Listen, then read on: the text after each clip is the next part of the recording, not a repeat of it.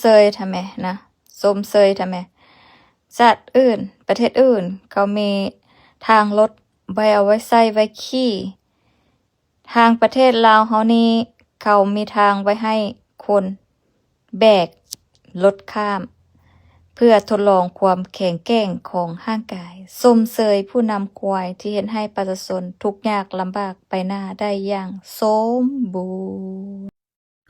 สวัสดีครับสบายดีพ่อแม่พี่น้องทั้งฝั่งไทยฝั่งลาวพี่น้อง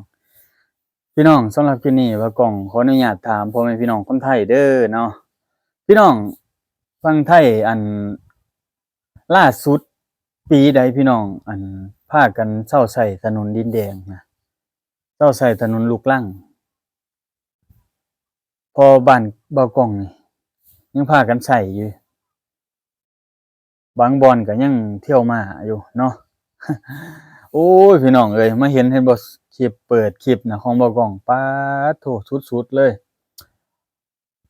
บ่ฮู้ว่าจักสิเว้นไปทางใดหั่นนะบ่ฮู้ว่าทางสิเว้นนะคือปัจจุบันนี้ก็ฮู้อยู่ดอกว่าเพิ่นแก้ไขอันนี้คือหน้าฝนเนาะพี่น้องเนาะหน้าฝนเนาะมันก็ไปยากจริงๆหั่นแหละเว้าตามความจริงเลยเนาะยากอีหลีพี่น้องเอ้ยบางคนเพิ่น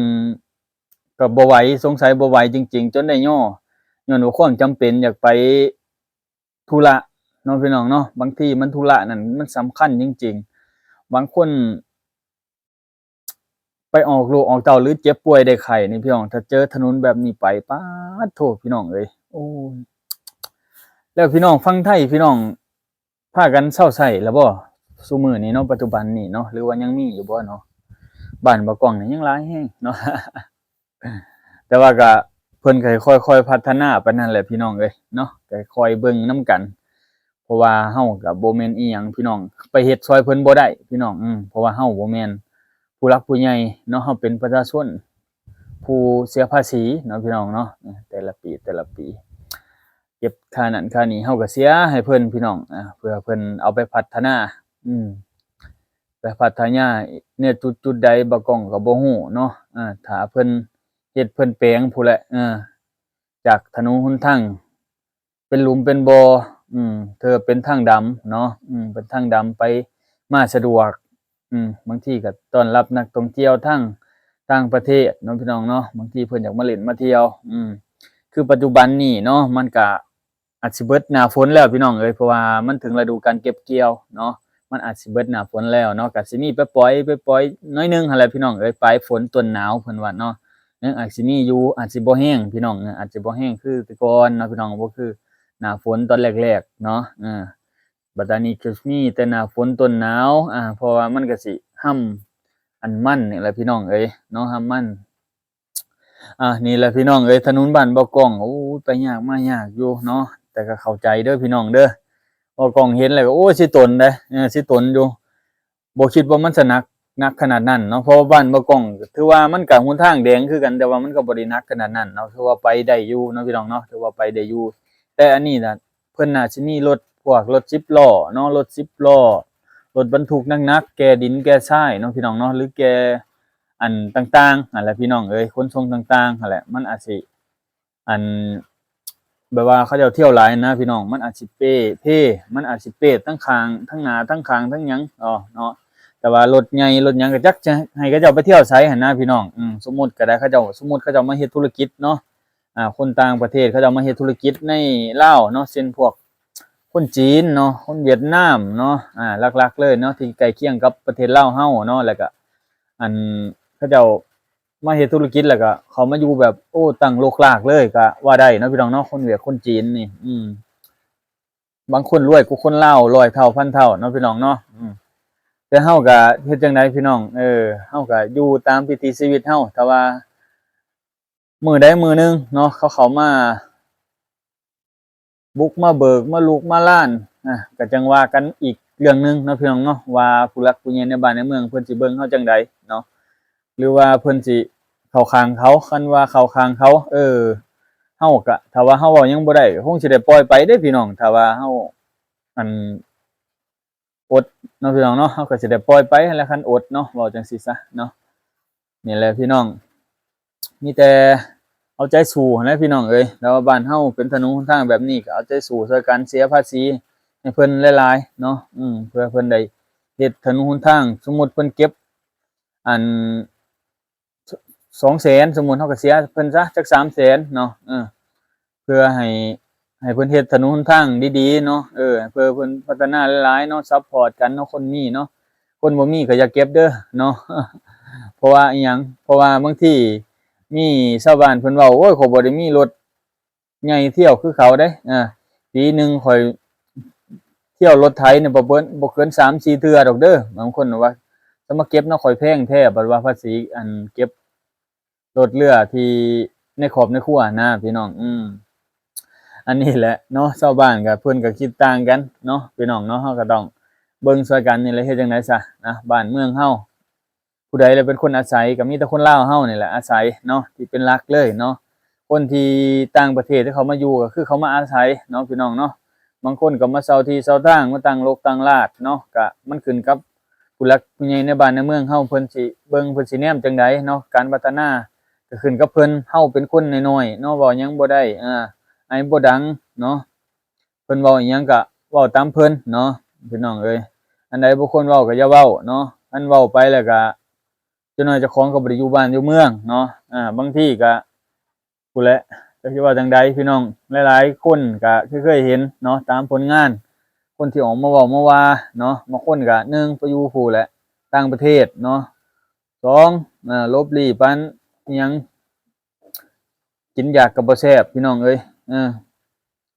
อันว่าเว้าแล้วก็มีเงินมีคำแค่นี้เด้อเนาะลบหนี้ก็ได้เว้าไปแล้วโอ้ยเว้าไปอิหยังเว้าไปมันก็บ่ได้อิหยังเกิดขึ้นเพราะว่าอันสิว่าจั่งใดพี่น้องคนเฮาแบบว่าเขาเจ้าฝังรากแล้วหั้นนะฝังรากแล้วฝังรากฝังรากแล้วเนาะก็คือเฮาเรียนรู้เฮาศึกษามาตั้งแต่ตอนเข้าโรงเรียนพู้นว่าจั่งใดพี่น้องความขัดแย้งความอันนั้นมันก็มันมันบ่งบอกให้เฮารู้ว่าเฮาต้องขัดต้องขวางหยังบ่หรือเฮาบ่ต้องขัดต้องขวางหรือจั่งใดเนาะเฮาก็จะรู้มาแต่ตอนเข้าโรงเรียนแล้วเนาะสำหรับการศึกษาในลาวเฮาเด้พี่น้องเอ้ยเนาะมีแต่เฮาเอาใจสู้ช่วยกันพี่น้องเป็นจั่งใดก็ได้เนาะถนนหนทางก็คือเฮาเห็นนั่นแหละพี่น้องเอ้ยเนาะถนนมันก็เปื้อนเป้เพ่เป็นหลุมเป็นบ่อไปยากมายากเนาะเฮ็ดจั่งใดเฮาสิช่วยเขาได้เนาะก็เฮ็ดไปพี่น้องหรือว่าเฮาแก้ไขได้ในจุดใดก็แก้ไปซะก่อนเนาะเพื่อบ้านเฮาเมืองเฮาเนาะสิถ้าไปอาศัยเขาอย่างเดียวโอ้ยคงสิตายพี่น้องชาตินี่เนาะเพราะว่าเฮาก็ต้องเฮ็ดต้องหาอยู่หากินเองแต่ละมื้อก็ต้องได้ดำรงชีวิตแต่ละมื้อในเส้นทางนั้นก็ต้องได้ปรับได้แก้ได้ซ่อมได้แปลงเองซะก่อนแหละเทื่อเขาลงมาบ่ฮอดจอดบ่ถึงบ่ฮู้ว่าเขาจะไปแนะนำจั่งใดให้ผู้หลักผู้ใหญ่ในบ้านในเมืองได้ฮู้สมมุติเฮาบ่ฮู้จริงๆแหละคือประชาชนเฮานี่บ่ฮู้ว่าผู้หลักผู้ใหญ่มื้อใดน้อเพิ่นสิลงมาช่วยเหลือเบิ่งแย่งในจุดที่เฮาโอ้ยอยู่ยากแท้เนาะไปยากมายากยามเจ็บยามเป็นโอ้ยไปยากอีหลีพี่น้องเอ้ยมีแต่หลุมแต่บ่อคนอาจสิตายแล้วก็ตายเลยไปแล้วก็ได้คนสิคลอดก็คลอดเลยเนาะพี่น้องเนาะนี่แหละพี่น้องถนนหนทางบ้านเฮาบ่ได้แม่นว่าจังซั่นจังซี้เนาะมันเป็นมาอีหลีก็เว้าตามความจริงที่เฮาเป็นอยู่เนาะผู้หลักผู้ใหญ่ในบ้านในเมืองเพิ่นก็ฮู้หลายๆคนแต่ว่าเฮาก็ฮู้เนาะแต่ว่าการแก้ไขพัฒนามันกำลังออกมาก็ฮู้อยู่ดอกในจุดๆนี้เนาะก็บ่ได้ว่าเพิ่นดอกก็มีแต่เอาใจซอยๆกันนั่นแหละแต่ว่ามีทุนมีร้อนก็เฝ้าเฮ็ดให้แหน่เนาะบ่อนใดที่มันไปยากมายากมันบ่มีอันทางลัดทางหยังก็ได้เนาะมีแต่แบบว่าเฮ็ดให้มันสะดวกสบายไปง่ายมาง่ายน่ะซะก่อนมันบ่ได้มีหยังมากมายดอกหรือหั้นชาวบ้านชาวเมืองประชาชนเฮ็ดเองหาเองดอกหรือเศรษฐกอกสกิจก็ได้ถ้าผู้หลักผู้ใหญ่ยังบ่ทันเฮ็ดทันหาอิหยังก็ได้ก็มีแต่นั่นแหล้วเนาะประชาชนนี่แหละซอยสุกโยกกันเองเนาะเขาเจ้าก็สิฮู้กันหาอยู่หากินนี่แหละกุมปากกุมท้องไผมันนี่แหละเงินค่ำกำแก้วอาจสิบ่หลวงบ่หลาย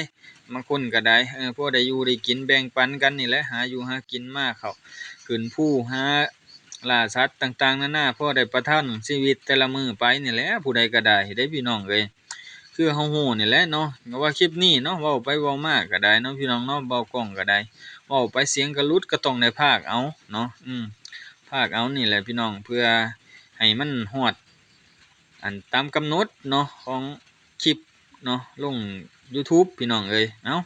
ก็ประมาณนี้ฝากพ่อแม่พี่น้องทั้งฝั่งไทยนี่เด้อเนาะล่าสุดพ่อแม่พี่น้องฝั่งไทยนี่ใช้ถนนดินแดงนี่ห้วยปีใดล่ะพี่น้องเอ้ยเพราะบ้านบ่าวกล้องนี่มันใช้มาตั้งแต่เกิดแล้วพี่น้องเอ้ยมีแต่ในเมืองกับบางที่ก็ปูจะสิไปบ่ได้คือกันล่ะพี่น้องเอ้ยเนาะพี่น้องเอ้ยก็ประมาณนี้นะพี่น้องเนาะช่วยสนับสนุนกดไลค์กดแชร์คอมเมนต์เนาะอันใดเว้าบ่ถูกบ่ควรก็ต้องขอโทษขออภัยผู้หลักผู้ใหญ่ในบ้านในเมืองแหน่เนาะฝากคลิปนี้ก็ฝากให้ผู้หลักผู้ใหญ่ในเมืองซอยสุขอยู่เบิ่งแย่งลูกหลานนี่แหละเฮ็ดจังได๋ซะเนาะก็อยากได้ดับได้ดีอยากหักอยากมีอยากไปง่ายมาง่ายสะดวกสบายอำนวยความสะดวกให้ลูกให้หลานในอนาคตเนาะพี่น้องเนาะไปหำไปเฮียน